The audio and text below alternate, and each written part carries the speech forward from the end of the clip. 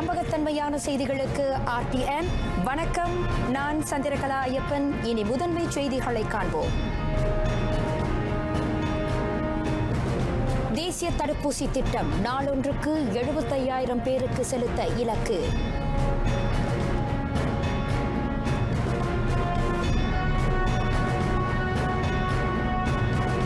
புதிய இயல்பில் இவ்வாண்டு தைப்பூசம் எளிமையாக நடைபெற்ற வெள்ளி ரத ஊர்வலங்கள்.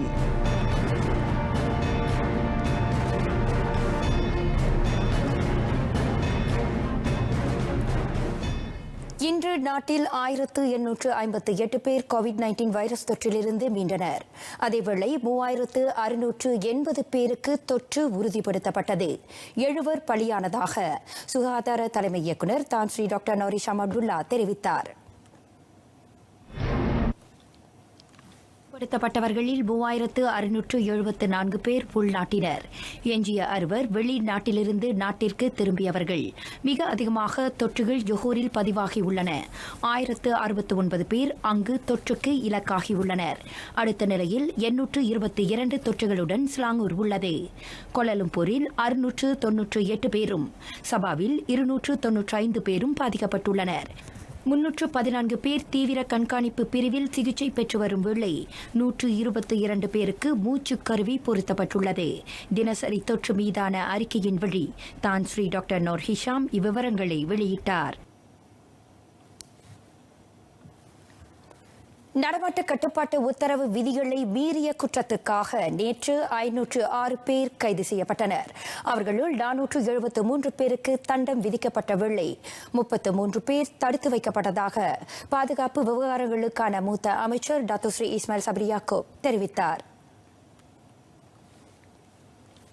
முகக்கவசம் அணியாததற்காக மிக அதிகமாக 112 பேர் கைது செய்யப்பட்டனர். அனுமதியின்றியும் கூடுதல் நேரம் வர்த்தக மனைகளை செயல்படுத்திய குற்றத்திற்காகவும் 84 பேர் பிடிபட்டனர். 77 பேர் அனுமதியின்றி மாநிலம் மாவட்டம் கடந்து பயணித்ததற்காக கைதான வேளை தனி மனித இடைவெளியை பின்பற்றாத 76 பேர் மீதும் நடவடிக்கை எடுக்கப்பட்டது. பதிவு உபகரணங்களை வைக்க தவறியதற்காக 66 பேரும், எஞ்சியோர் இதர விதி மீறலுக்காக கைது செய்யப்பட்டனர். ஒப்பென்தெங் நடவடிக்கையின் கீழ் 19 கள்ள குடியேறிகள் பிடிப்பட்ட வேளை 8 வாகனங்களும் பறிமுதல் செய்யப்பட்டன. COVID-19 தடுப்பூசி ஆக்கத்தன்மை சோதனை நாட்டின் 9 மருத்துவமனைகளில் இன்று தொடங்கியது. 3000 தன்னார்வலர்கள் அதில் ஈடுபட்டிருப்பதாக சுகாதார அமைச்சர் டாக்டர் ஸ்ரீ டாக்டர் அடாம் பாபா தெரிவித்தார். சீன மருத்துவ அறிவியல் கழக மருந்து துறை அந்த ஆய்வுக்கான செலவுகளை ஏற்றுக்கொண்டிருக்கிறது. சீன தயாரிப்பிலான COVID-19 தடுப்பூசியின் ஆக்கத்தன்மையையும் பாதுகாப்பையும் மதிப்பிடும் நோக்கில் இந்த சோதனை மேற்கொள்ளப்படுகிறது.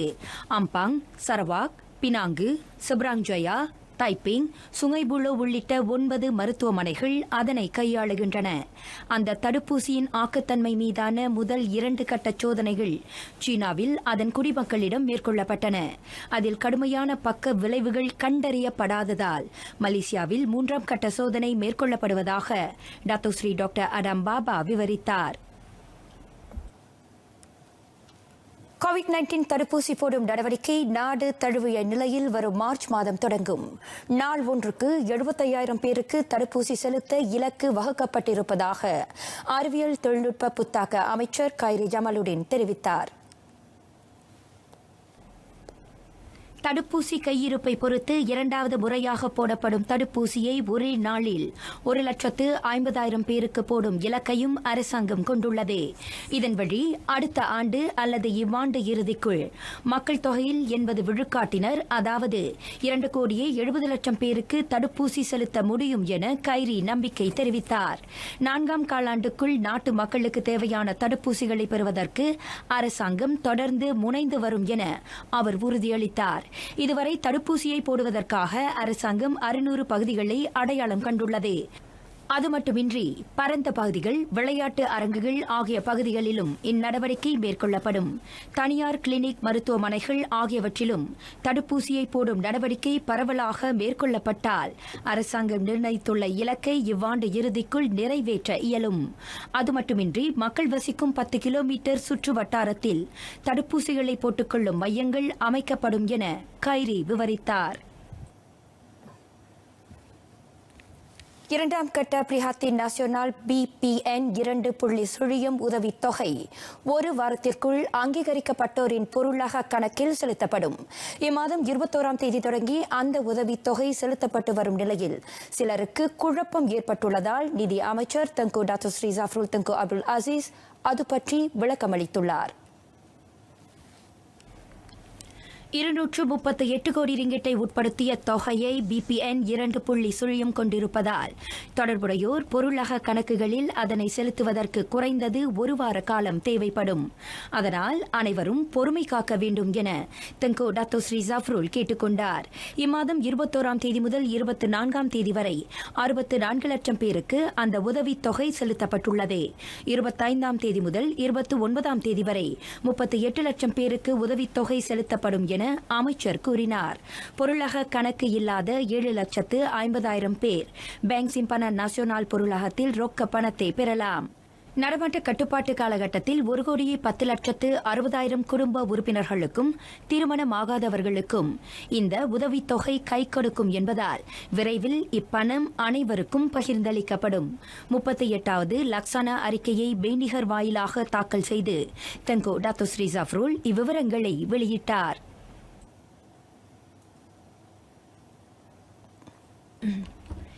இதனிடையே BPR மக்கள் பிரிஹாத்தின் உதவித்தொகைக்கான விண்ணப்பங்கள் பிப்ரவரி 15ஆம் தேதி வரை திறக்கப்பட்டுள்ளதாக தங்கு டாக்டர் ஸ்ரீ ஜாஃப்ருல் கூறினார். திரையில் காணும் அகப்பக்கத்தில் மக்கள் புதிய விண்ணப்பங்களை செய்யலாம். BPN 2.0 கடந்தாண்டுக்கான BSH ஆகிய உதவி தொகையை பெற்ற 80 லட்சத்துக்கும் அதிகமான B40 குறைந்த வருவாய் பெறுவோர் இதனால் பயனடைவார்கள் என நிதி அமைச்சர் தெரிவித்தார். நெஞ்சில் ஒரு கால் நினைக்கில் இரு காலும் தோன்றும் முருகப்பெருமான் அவரின் பக்தர்கள் புதிய இயல்பில் இவ்வாண்டு தைப்பூச திருநாளை கொண்டாட அருள் புரிந்திருக்கிறார். COVID-19 கொள்ளை நோய் நாட்டில் மீண்டும் தலை தூக்கியிருக்கும் நிலையில் அரசாங்கத்தின் கட்டுப்பாடுகளுக்கு உட்பட்டு இவ்வாண்டு தைப்பூசம் எளிமையாக நடைபெறுகிறது. தைப்பூசத்தின் பெரும் நிகழ்வான வெள்ளி ரத ஊர்வலம் இன்று அதிகாலை மிக எளிமையாக பக்தர்கள் இன்றி நடைபெற்றது.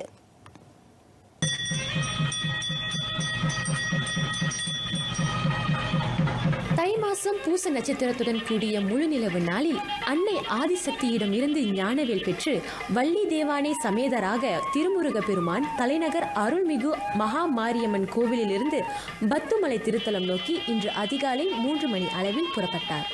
அரசாங்கம் விதித்த கட்டுப்பாடுகளுக்கு ஏற்ப வழியில் எங்கும் நிற்காமல் வெள்ளி ரதம் சுமார் 3 மணி நேரத்திலேயே பத்துமலையை அடைந்தது. விநாயகர் சன்னதியில் நடைபெற்ற வழிபாடுகளை தொடர்ந்து காலை 11 மணி அளவில் சேவல் கொடியேற்றும் உற்சவத்துடன் இவ்வாண்டுக்கான தைப்பூச திருவிழா தொடங்கியது. இன்று இரவு 2 காலங்கள் போலியும் மறுநாள் நாளை தைப்பூச தினத்தன்று 4:30 தொடர்ந்து 6 காலங்கள் பூஜை செய்யப்பட்டு ஒரு காலத்திற்கும் அபிஷேகங்கள், ஆராதனைகள், ஹோமங்கள் எல்லாம் செய்யப்பட்டு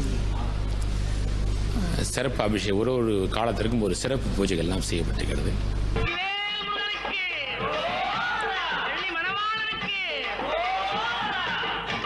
ஆண்டுதோறும் பத்துமலை முருகனை தரிசிக்கவும் நேர்த்தி கடன்களை செலுத்தவும் தலையா கடல் அலையா என வியக்கும் அளவிலான பக்தர்கள் வெள்ளி ரத ஊர்வலத்தில் பங்கேற்பர்.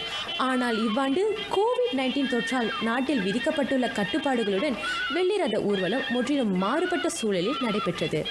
ஊர்வலத்தில் 10 பேர் மட்டுமே பங்கேற்ற நிலையில் வழிநெடுகிலும் வழக்கமாக ஒலிக்கும் முருகன் துதி பாடல்களும் ஒலிக்கப்படவில்லை. அரசாங்கம் விதித்திருக்கும் கட்டுப்பாடுகளுக்கு கட்டுப்பட்டு தைப்பூச நாளில் ஆறுமுக பெருமான் அருளை இல்லத்தில் இருந்தபடியே பெறலாம்.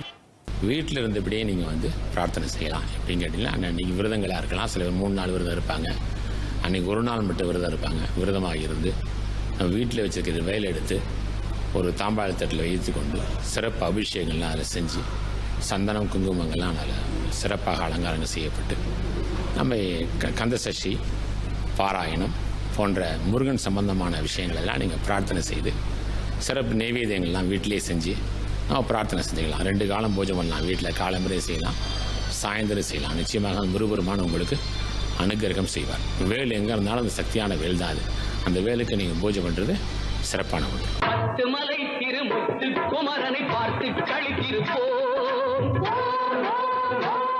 29ஆம் தேதி வெள்ளிக்கிழமை அதிகாலை 3 மணிக்கு வள்ளி மணவாளன் அமரும் வெள்ளி ரதம் தாய் வீடாம் ஸ்ரீ மகா மாரியம்மன் ஆலயத்துக்கு பத்துமலையிலிருந்து புறப்படும். தமிழ் பாடி நிற்போம்.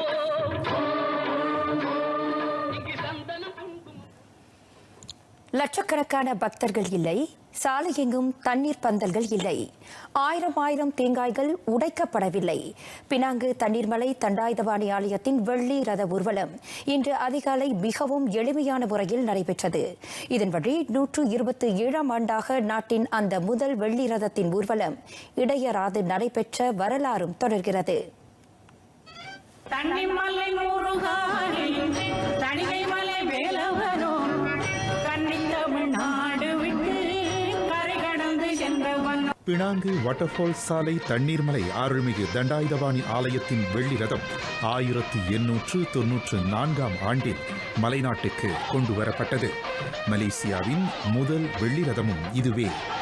2ஆம் உலகப் போரின் போதும் நிறுத்தப்படாத தண்ணீர்மலை வெள்ளி ரத ஊர்வலம் இவ்வாண்டு கடுமையான கட்டுப்பாடுகளுடன் மிக எளிமையாக நடைபெற்றது.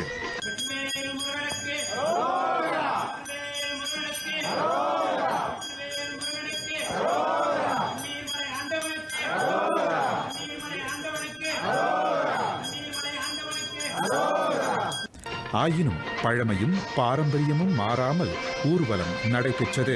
அதிகாலை 3:15 மணிக்கு பினாங்கு ஸ்ட்ரீட் கோயில் வீட்டிலிருந்து புறப்பட்ட வெள்ளி ரதம் வழக்கமான சாலைகளை தவிர்த்து துரித வழியில் காலை 5:50 மணிக்கு வாட்டர்ஃபால் தண்டாயுதபாணி ஆலயத்தை அடைந்தது.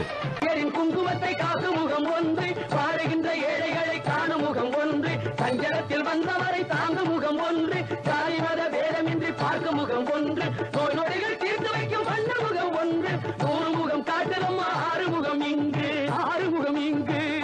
தைப்பூச திருநாளான நாளை மதியம் மட்டுமே சிறப்பு பூசை நடைபெறும் என்றும் பக்தர்கள் அனுமதிக்கப்பட மாட்டார்கள் என்றும் பினாங்கு தண்ணீர்மலை நாட்டுக்கோட்டை நகரத்தார் தெரிவித்திருக்கின்றனர்.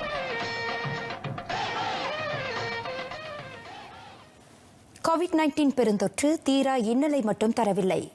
மக்கள் பலர் கூடி ஒருவர் மற்றொருவருக்கு உதவி வாழ வேண்டும் என்பதையும் நமக்கு உணர்த்தியிருக்கின்றது. கோவிட்-19 நோயாளிகளுக்கு உதவுவதற்காக சிறு பொம்மைகளை விற்பனை செய்து நிதி திரட்டி வரும் ஜொஹூர் தாமான் துன் அமீனா தமிழ் பள்ளி மாணவியின் அனுபவங்களை அடுத்து காண்போம். தமிழ் இலக்கியா ரவிச்சந்திரன் வயதோ 10 தான். ஆனால் பிறருக்கு உதவிடும் உயரிய பண்பால் உயர்ந்து நிற்கின்றாள் இச்சிறுமி. பிறருக்கு உதவுவதன் எனும் உயர்ந்த குணத்தை விட உயர்வான ஒன்று இவ்வுலகில் இல்லை. அதிலும் விற்கப்படும் பொம்மைகள் அனைத்துமே இவரால் உருவாக்கப்படுபவை. இந்த கோவிட் காலத்துல நிறைய பேர் கஷ்டப்படுறாங்க. அவங்க எல்லாத்துக்கும் நான் உதவி செய்யணும்னு நினைச்சேன்.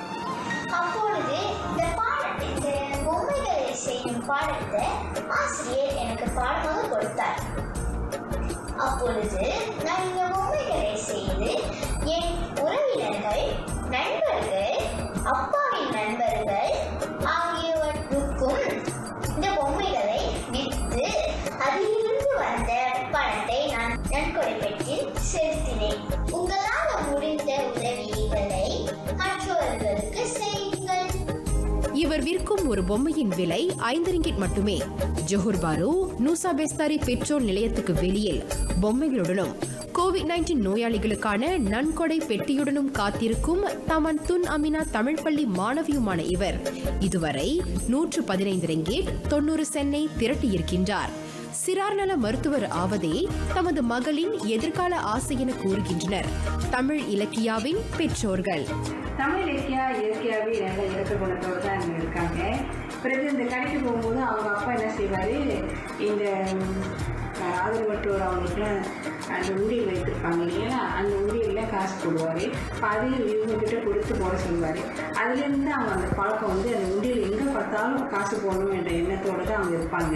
அடுத்து என்னென்னா அவங்க நல்லா வரைவாங்க. இந்த கிராஃப்ட், அதாவது கைவினை பொருட்களை நல்லா செய்வாங்க. பள்ளியில் கூட பாடங்களை கொடுக்கும்பொழுது மாணவர்கள் அந்த கைபேசியை பயன்படுத்தி தான் பாடங்களை தெரிந்து கொள்கின்றார்கள். எனவே இந்த பயன்பாட்டிலே அவர்கள் தொடர்ந்து இருக்காமல் அவர்கள் ஓய்வெடுக்கின்ற வகையில் அவர்கள் மற்ற துறைகளில் ஈடுபடலாம். எடுத்துக்காட்டாக விளையாட்டுத்துறை, அதை தவிர்த்து அவங்களுக்கு பிடித்தமான ஓவியத்துறையில் ஈடுபடலாம். அதே நேரத்தில் பாருங்கள், இசைத்துறையில் கூட அவங்க ஈடுபடலாம். அப்படி ஈடுபடும் பொழுது அவங்க மனம் வந்து மகிழ்ச்சி அடையும், மனம் வந்து அமைதி அடையும். இந்த உலகம் அன்பும் இரக்கமும் கொண்டவர்கள் இருப்பதால் தான் பெருமை அடைகிறது என்பதை மெய்ப்பித்திருக்கின்றார் தமிழ் இலக்கியா ரவிச்சந்திரன்.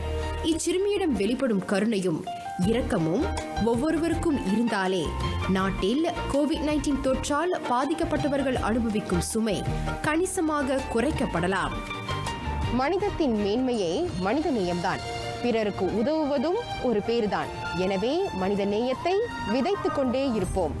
RTM தமிழ் செய்திக்காக சூர்யா சம்பத்.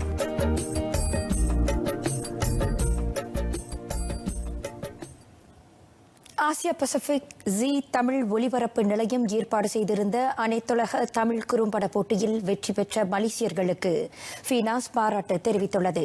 கடந்த ஆண்டு அக்டோபர் 28ஆம் தேதி டிசம்பர் 20ஆம் தேதி வரை நடத்தப்பட்ட போட்டியில் மலேசியா, சிங்கப்பூர் கலைஞர்கள் உட்பட 100க்கும் மேற்பட்டோர் கலந்து கொண்டனர். மலேசியாவிலிருந்து 5 தமிழ் குறும்படங்களை அனைத்துலக அளவிலான நீதிபதிகள் தேர்ந்தெடுத்தனர். அவற்றில் நந்தகுமாரன் ராஜா விஜயனின் காக்கி பங்கு எனும் குறும்படம் முதல் இடம் பெற்றது. 2வது இடத்தில் வெங்கடேஷ் ராமச்சந்திரன் தயாரிப்பில் பாசம் குறும்படமும், 3வது இடத்தில் லவீனியா அனின் ட்ரெண்டிங் பிஸ்தா குறும்படமும் வெற்றி பெற்றன. 4வதாக கியூபிக் ரூம் குறும்படமும், தீபாவளி எனும் குறும்படம் 5வது இடத்தையும் பிடித்தது. தமிழ் மொழியின் வளர்ச்சியை உறுதி செய்யவும் தொழில்துறையினரின் திறமைகளை வலுப்படுத்தும் முயற்சியாக இது முன்னெடுக்கப்பட்டது.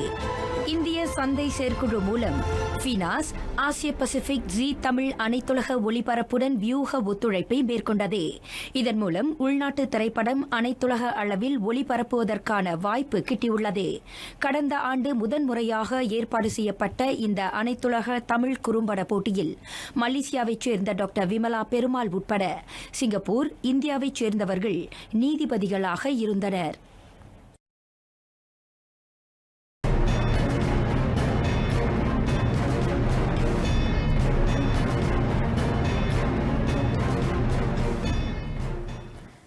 BWF உலக பூப்பந்து போட்டி வெற்றி செய்தியுடன் இன்றைய விளையாட்டரங்கம் தொடங்குகிறது. நாட்டின் ஆடவர் இணையினர் ஏரன் சியா, சோ வுயிக் தென்கொரியாவின் சாய் சால்கியூ, சியோ சியோங் ஜே இணையை நேரடி செட்களில் வீழ்த்தி வெற்றி பயணத்தை தொடங்கினர். பி குழுவின் முதல் ஆட்டத்தில் 21-14, 21-19 என தேசிய அணி தென்கொரிய அணியை எளிதாக வீழ்த்தியது. முதல் ஆட்டத்தில் தங்களின் அடைவு நிலை குறித்து மன நிறைவு தெரிவித்த ஏரனும் உயிக்கும் அடுத்தடுத்த ஆட்டங்களுக்கான வியூகங்களை வகுத்து வருவதாகவும் தெரிவித்தனர். உலகின் 9ஆம் நிலை ஆடவர் இணையான அவர்கள் அடுத்த ஆட்டத்தில் ரஷ்யாவின் விளாடிமிர் இவானோவ், இவான் சுசோனோவ் இணையை சந்திக்கவிருக்கின்றனர். இந்நிலையில் ஏ குழு ஆட்டத்தில் நாட்டின் ஆங் யூசின், டியோ இ இணை தைவானின் லீ யாங், வாங் சீலின் இணையிடம் வெற்றியை தவறவிட்டது. குறளும் விளக்கமும். குறள் 485. காலம் கருதி இருப்பர் கலங்காது ஞாலம் கருதுபவர். விளக்கம்: கலக்கத்துக்கு இடம் தராமல் உரிய காலத்தை எதிர்பார்த்து பொறுமையாக இருப்பவர்கள் இந்த உலகத்தையே வென்று காட்டுவார்கள். பொறுத்தார் பூமி ஆழ்வார். மாலோன் மருகனை கண்டு தொழ 4000 கண் படைத்திலனே அந்த நான்முகனே என அருணகிரியார் கூறியது போல தைப்பூசத்தில் முருகப்பெருமானை கண்டு மகிழ இரு கண்கள் போதாது. ஆயினும் நாட்டின் நலன் கருதி மக்களின் சுகாதாரத்தை முன்வைத்து தைப்பூச திருவிழாவுக்கு இவ்வாண்டு கடும் கட்டுப்பாடுகள் விதிக்கப்பட்டிருக்கிறது. வீட்டில் இருந்தபடியே வேலவனை துதிப்போம், அந்த சிந்தனையை கொண்டு வரும் வெள்ளிரத ஊர்வல காட்சிகளுடன் நிறைவடைகின்றன இன்றைய தமிழ்ச் செய்திகள். மீண்டும் சந்திப்போம்.